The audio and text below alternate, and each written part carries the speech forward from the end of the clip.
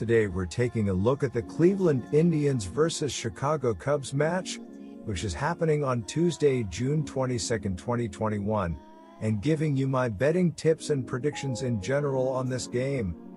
Welcome back to High Stakes. Let's get straight into it. Also, don't forget to subscribe to get notified as soon as we release these sport prediction videos. And if you would like more betting tips and predictions, then check out our Patreon in the link down below. Our new Patreon is a way for us to help you improve your chances of making more money. 5 plans are available for each and every one of you. You can get 30 extra betting picks all the way up to 270 extra betting picks per month. Stop wasting hours and hours of your time searching the internet for some fake betting predictions and losing your money because of it. Join High Stakes Patreon now and get the best betting picks and advices instantly. The Cleveland Indians have not been a good offense outside of third baseman Jose Ramirez, .890 OPS with 16 homers and 44 RBI while stealing 6 bases this season, as Cleveland is 21st in MLB with a .690 OPS as a whole. They have been dealing with injuries to guys they expected to perform like Franmil Reyes. If they can get some good pitching, they can win some games and continue to compete in the AL Central. Right-handed rookie Eli Morgan is scheduled to get the call for his third career start on Tuesday. Morgan logged a 4.67 ERA in 4 AAA outings and will be making his second MLB start since being called up on June 15. The 25-year-old was shelled in his 2021 but performed better in his last MLB start, limiting the Baltimore Orioles to 3 runs in 3 2/3 innings of work. He struck out 5 batters and walked none but was undone by 2 home runs in a no decision. The Indians rookie is 0-1 with a 12.79 ERA in 2 starts, but some of that has been a function of bad luck. Eli Morgan has not pitched enough to rank into the percentile rankings this season on his Baseball Savant page. He has a 90.5 miles per hour exit velocity, 16 barrel percentage, 40 sweet spot percentage, and a .352 xBA this season. Morgan has a 5-pitch arsenal: fastball, changeup, slider, curveball, sinker, and the changeup has been his best pitch somehow, as it has a .364 batting average with a .455 slugging percentage this season. It will be interesting to see how he attacks this lineup as he tries to get his first career win. The Cleveland Indians have been stepping up as of late as they are competing with the Chicago White Sox, as they are second in the AL Central with a 39-30 record. They will be sending rookie Eli Morgan on the mound for his third career start.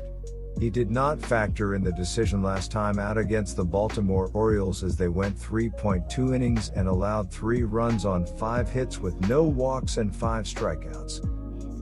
Chicago is expected to counter with right-handed veteran Kyle Hendricks, who has put a slow start to the season behind him by going 7-0 with a sparkling 2.54 ERA over his last 7 turns. Hendricks enters with a 9-4 overall record to go along with a 4.13 ERA and has posted a 4.60 ERA in 8 home starts. The 31-year-old spun 6 scoreless innings in his last outing against the New York Mets, striking out 7 batters and walking just 2 on the night. Kyle Hendricks has been struggling this season according to his Baseball Savant page, as he is in the 6th percentile in xBA, 9th percentile in xSLG, 20th percentile in barrel percentage, and 13th percentile in whiff percentage. His 88.1 miles per hour exit velocity is the highest against him since the StatCast era. Hendricks throws 4 pitches: sinker, changeup, fastball, curveball, and needs to work on his heater, as it has a .386 batting average against with 6 homers.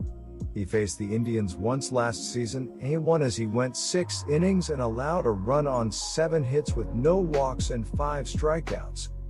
The Cleveland Indians will continue their interleague series clash at Wrigley Field against the Chicago Cubs on Tuesday evening. The Cubs can't seem to buy a win right now, but that hasn't been the case for Hendricks, who has tossed 7 straight quality starts and come away with a win in each of those outings. He's fared well in the past against Cleveland and started Game 7 of the 2016 World Series against the Tribe, so Hendricks should have some good memories against the Indians. Meanwhile, Cleveland will be sending out a rookie making his third career MLB start, so it's going to be hard to back the Tribe in this game. Morgan doesn't have a lot of experience in the upper levels of the minor leagues, and he hasn't fared well in his first 2 MLB appearances. Despite losing 5 of its last 7 games, Chicago comes into this series tied for first place in the National League Central standings with a 40-32 overall record through 72 contests. Meanwhile, Cleveland sits in second place in the American League Central with a 39-30 overall mark, 2.5 games back of the Chicago White Sox for the division lead.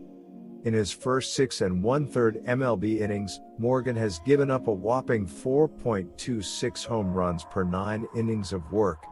He's also been victimized by a .435 BABIP while stranding only 59.3% of his base runners. Both of those numbers should normalize and trend towards the league average as he gets more work under his belt. On the bright side, the rookie has flashed good command, walking just 2.84 batters per 9 while throwing first pitch strikes 68.6% of the time.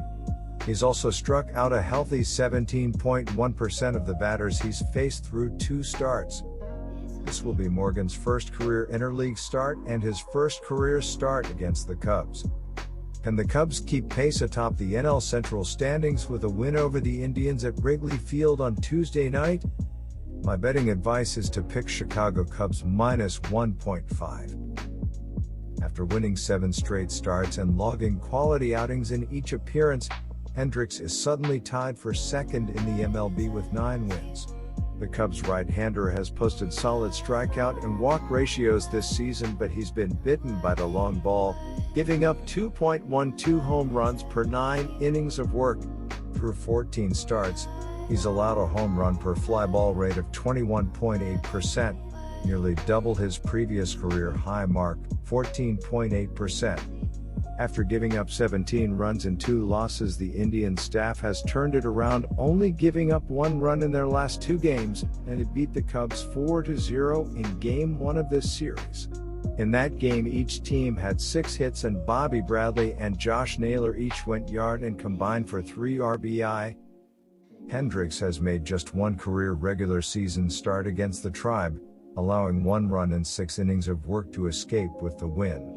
According to Baseball Savant, current Mets are batting .278 in 40 plate appearances off of the Cubs right-hander ahead of Tuesday's contest. The Indians have won 2 in a row and they have 6 wins in their last 8 games. They are in second place in the AL Central, only 2 games back of the Chicago White Sox, who have lost 4 in a row. Cleveland ranks in the middle of the pack in terms of team ERA and runs scored, and their staff has been beset by injuries as of late. The Cubs have lost 6 of their last 8 games, but they are still tied with the Milwaukee Brewers atop the NL Central. Like Cleveland, they rank in the middle of the pack in runs scored and team ERA, but their lineup has really struggled in the last several games. Not only were the Cubs shut out in the last game, but in their last 8 games they are only averaging 1.8 runs per game.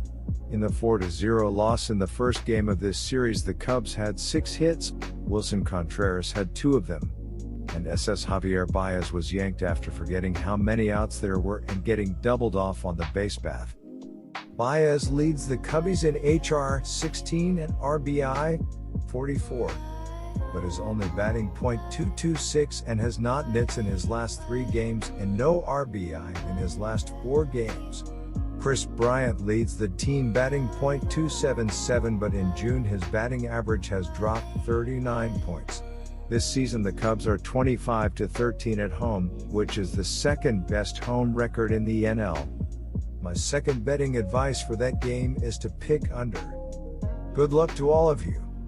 That's it for this video. Stay tuned and stay safe for the next betting tips and advice.